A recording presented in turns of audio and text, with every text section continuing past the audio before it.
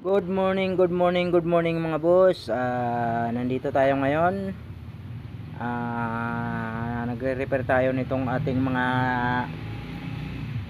brake chamber. Ayan siya mga boss. Re-repair natin yan. So, ang sira niyan mga boss, ito lang. Yung guma niya, plato-plato niya. Ayan lang ang kadalasang sira niyan mga boss pag sumingaw na yan siya. Ito ang tinanggal natin dyan. Kita nyo naman oh. Ayan na siya oh. Mga punit na. Punit na yung kanyang guma. Yan ang tinanggal natin dito na luma. So magpapalit tayo ng bago. So ito mga boss, yung ganito chamber.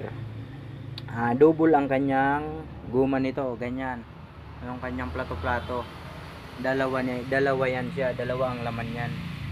So papalitan natin yan, 2 piraso. Yan. So madali lang naman repairin to mga boss. Yung chamber na to, yung double nga. Double ang kanyang goma, plato-plato niya. So gagamit lang tayo dito mga boss ng puller.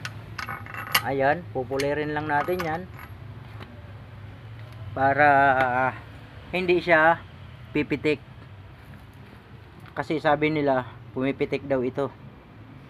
So ang diskarte nga natin dito, ginagamitan natin ng puller para hindi na siya pipitik. Hindi siya iigas kapag nabaklas na natin tong kanyang lock. Yan. Ito ang kanyang lock, dalawa yan mga boss. So yan ang kailangan natin yan. Gagamitan natin ng puller para hayahay tayo magbaklas, magkabit. So tulad nitong isang nabaklas na natin, ayan siya mga boss. Ginamitan nga natin ng puller yan, saglit lang natin binaklas. So ito mga boss,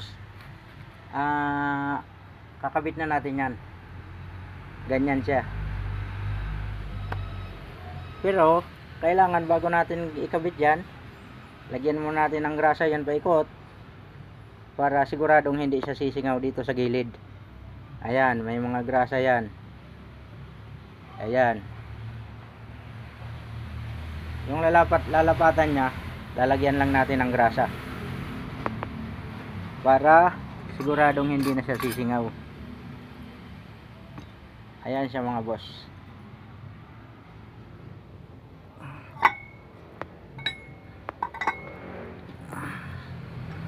Ayan siya. Oh. Ayan, hayahay na yan. Oh, ilalagay natin tong lock. Didiinan lang natin ng konti yan. Kunting diin lang natin yan. May ilalagay na natin tong lock na to. Ayan siya mga boss.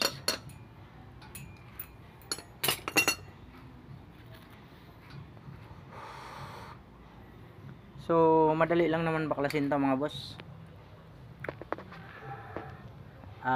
Update lang kayo sa mga video natin. Marami naman tayong video. Yan lang muna ang video natin mga boss.